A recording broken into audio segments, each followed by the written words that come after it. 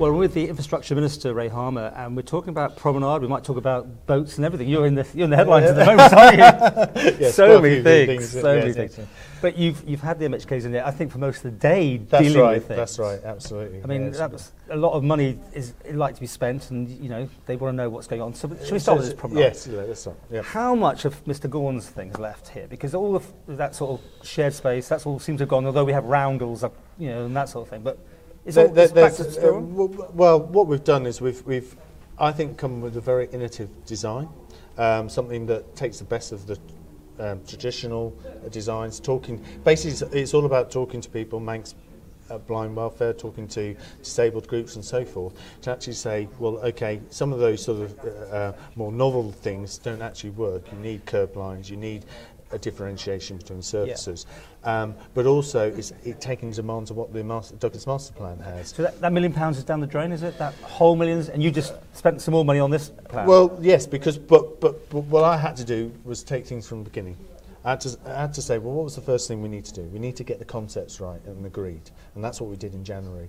Now we've built on those concepts with the design, and now it's a case of well, you've been a bit of a hero just getting that sort of temporary surface down. I mean, pretty well everyone agreed it was an improvement on what was there. Yeah. But this is 20-odd million pounds, is it? Yes. And some media are saying it's, £150 an inch, I think I've read somewhere, whatever. But the inch is not, remember we're talking about areas, so you need to take the whole of you've got 6 metres, so if you did it, so actually that's not really a fair comment because it should be per square metre. Anyway, right, okay. So the key thing about there, there comes a point where we actually spend more money by dithering already with design fees. Well, what's going to happen here? I mean, is it going to be? What's the music going to be like in Tim? Well, I mean, you must have got it today. You had a long session. I had a long session. There's a lot of positive people, but if I'm really honest, the biggest, if you like, one of the weaknesses of doing a temporary surface was almost to say, well, that's it now. We don't need to do anything. But let's make some sort of clear positions on that. That was temporary to give us time so that we could put a full design in, and so that we're not back in square one in 5 years' time. The other issue, I mean, it takes sort of blunt things. I can't tarmac the whole of the surface of the prom because we use the cracks as our drainage. That's ridiculous. That's how bad the prom has got. We've got a gas main to put in. We've got electric cables to put in. We've got Douglas Corporation desperate to put their lighting scheme in. We've had all of these people since I've seen something from 2001. All coming into line now. If we dither again, we will spend more money. We'll have to go in, do some drains, then we'll have to go in and do the gas work. There's not a chance on Sundays this will just sail through, though, is there? I mean, everyone's going to have their say. There's going to be everyone have a little change this, change that.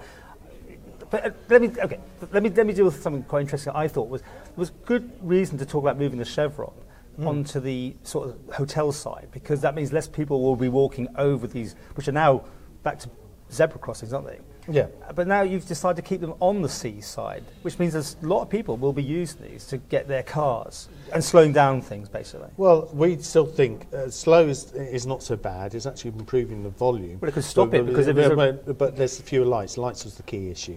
Lights was the key issue in terms of actually slowing down traffic. So actually that's a really positive design. We've also had to incorporate obviously what the horse trams where they need to be. So that was key, and to give them enough space and parking. Okay. And I've asked these questions to your men, but now to you. I mean, why go for double there and single here? What's your reasoning for that? The bottom line is, for the horse trams. Yeah, if you'd gone single all the way, and this is mooted as one of the points, you'd have basically sterilised the horse tram service. It's almost been pointless having it because your frequency would be somewhere around 35, 40 minutes, and in doing so, you also got no volume. If you think about it, you can only have one tram at a time. Well, you've got passing spaces. No, what I'm saying with a single tram, just purely single. No. So what this does is that it provides predominantly 2/3 of the promenade will be twin track, which gives you the capacity, and then we've got two passing places. That allows us a 15-minute service.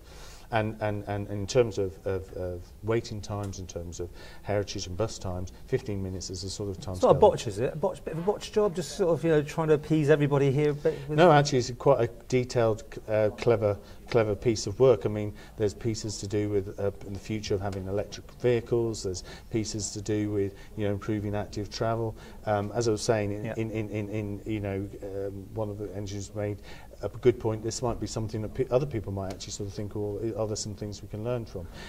Always the issue is you've got a huge amount of competing concerns. But what my point is, going back to horse trams, if you're going to do them, if you're going to have horse trams, and that's part of our heritage, you have to do it properly, and you have to have a service that can be maintained. Well, having these passing places and the double to the single does that. Okay. And again, of course, we've got a really great cultural centre part, which is. Let's hope it's better than the town square, whatever that was. But that's again in the money, is it? That's all included. That's all in the money. Right. Let's talk about the loss of car parking spaces. Was it up to 20% or something? Numbers would well, it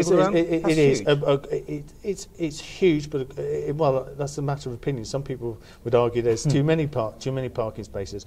Where those have been lost is down to buses, taxi ranks, and those kind of things, and those kind of. But you're going to try something at Summerland again, are you? That's right. Key sort of park and walk. Yeah, exactly. That's something I'm very. Is that a temporary measure though, Summerland? It's a pilot. So see how it goes. See how it goes, but that's something I would like to expand, not just there, but across Douglas, so you can park at Summerland. We could talk about this all day, but just to wrap it up. Do you see this as the final version? I mean, I just think how many years I've been sitting here talking to people about this promenade. I mean, it gets lots of people interested, don't get me wrong, but I don't think now, if you haven't got the wherewithal on this one, it'll just go in the long grass again. Well, it will go. That's my point. That's my point. It is. If we don't seize the moment on some of this really quite exciting stuff here, it just goes in long grass. It goes round and round circles until we have a real problem. So you're the action man. You're superhero. You're the go-getter, go-do, or whatever. It's got. At the end of the day, now's the time to seize the opportunity, and it's up to Tynwald. It's in our programme of government. It's in the Pink Book. At the end of the day, it's time to make it happen.